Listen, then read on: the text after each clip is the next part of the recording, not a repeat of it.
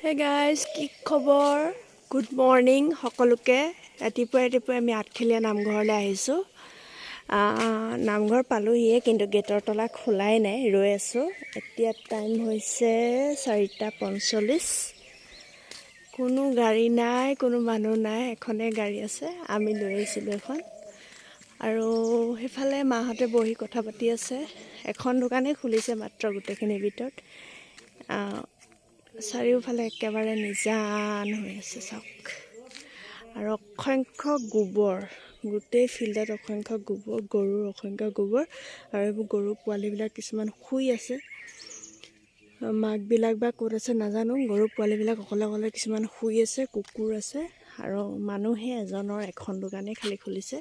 কি ধুনীয়া লাগিছে, একদম শান্ত পৰিৱেশ। অলপ পিছত পূৰা সকলোৰে মানে ৰাইজসকলৰ সমাগম হ'ব, আৰু পূৰা গোটেই জেগাখিনি গাড়ী আৰু মানুহেৰে পৰিপূৰ্ণ হৈ যাব।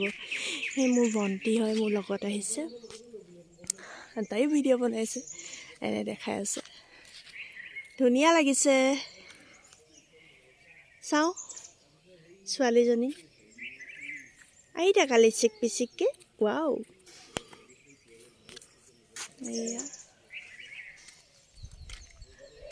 গেটৰ তলা বন্ধ, আমি গেটৰ সন্মুখত ৰৈ আছোঁ। কি ধুনীয়া লাগিছে চাওক, পোহৰো ভালকৈ হোৱা নাই, 4:45 হৈছেহে।